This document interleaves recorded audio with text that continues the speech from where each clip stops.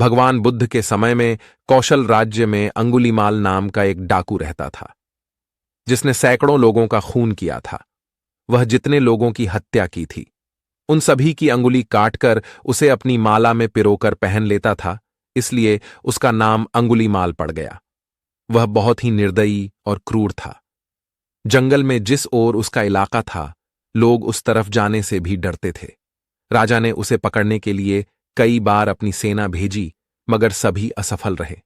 अंगुलीमाल डाकू और गौतम बुद्ध ने अपनी ज्ञान से यह अनुभव किया कि अंगुलीमाल के मन में कहीं दया व करुणा की भावना सोई हुई है, बस उसे जगाने की आवश्यकता है।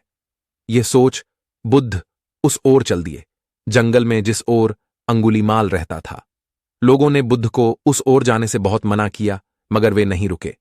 अंगुलीमाल बुद्ध को अपनी ओर आता देख अपनी तलवार लेकर दौड़ा, मगर बुद्ध अपनी स्वाभाविक गति से चलते रहे। उसने जोर से चिल्लाकर कहा, ठहर जाओ। बुद्ध रुक गए। जब अंगुलीमाल बुद्ध के पास आया तो उन्होंने कहा, मैं तो ठहर गया, मगर तू कब ठहरेगा? तू भी पाप करने से रुक जाओ, इसलिए मैं यहां आया हूं कि तू भी सत्य के पथ का अनुगामी बन जाओ। तेरे अंदर पुण्य मरा नहीं है। यदि तू इसे अवसर देगा तो तुम्हारी काया पलट जाएगी। भगवान बुद्ध ने अंगुलीमाल से कहा कि तुम पेड़ की डाली तोड़कर लाओ। अंगुलीमाल ने पेड़ की टहनी को तोड़कर बुद्ध के सामने लाया। बुद्ध ने उससे कहा कि अब इसे जोड़ो। अंगुलीमाल बोला, यह कैसे संभव है? यह मैं नहीं कर सकता। बुद्ध ने अंगुलीमाल से कहा कि जब तुम किसी चीज को जोड़ नहीं सकते, उसे तुम्हें तोड़ने का भी अधिकार नहीं है। बुद्ध की इस बात में बहुत तेज थी। यह सुनकर अंगुलीमाल के रोंगटे खड़े हो गए। उस पर बुद्ध के वचनों का बहुत ही अच्छा प्रभाव पड़ा। वह शीतल हो गया।